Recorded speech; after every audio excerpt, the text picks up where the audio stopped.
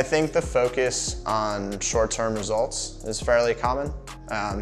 People want immediate gratification in all areas of life, especially in fitness. And I think we're so caught in selling that to people as trainers and as a community, rather than being more honest and upfront about what the process takes, and also being realistic with people about what they're trying to achieve.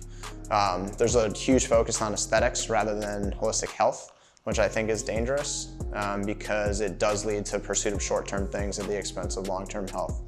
And I think there's a lack of education with clients from trainers and just the community in general, as if we're the guardians of some sacred knowledge or something rather, So, I believe fully that you'll get better results with someone if they are involved in the process rather than the object of the process.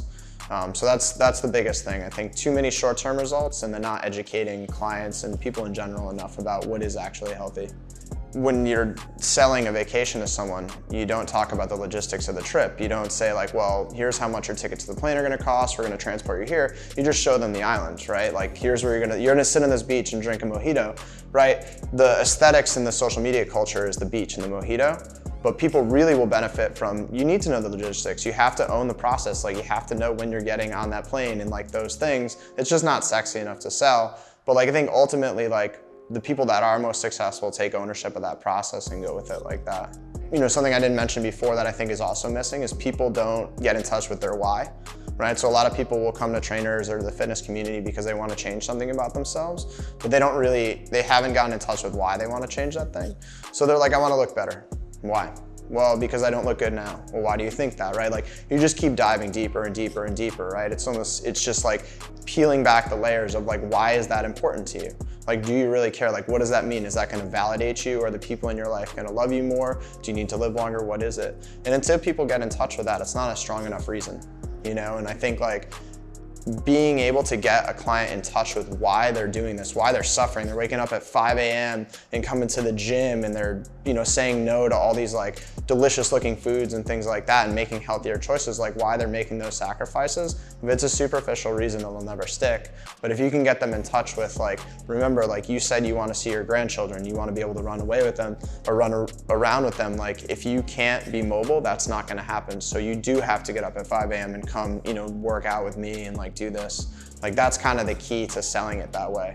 Making it personal and really finding that deep connection.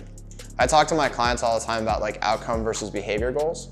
So outcome goals is, I need to lose 20 pounds, right? You don't have any control over that. There's so many factors involved. Your hormones could be off, work could get busy, and then you don't achieve the goal or you're a failure now, right?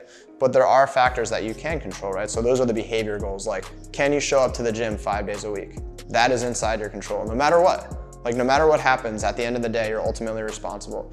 You put all the food in your mouth. That's your goal, right? So we focus not on okay, I need to lose 20 pounds and track that. I don't care. I care did you get your 3 workouts in this week? Did you log all your food this week? The very small measurable check marks.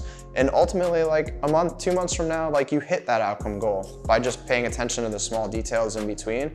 And it's much simpler. It's just not as overwhelming as I need to lose 20 pounds or whatever like that.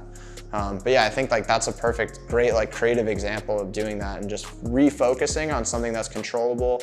There's a good feedback loop for the brain. Oh, I like this is fun, rather than another piece of lettuce. Again, that. There's no feedback loop there, but something that's engaging like that is beautiful.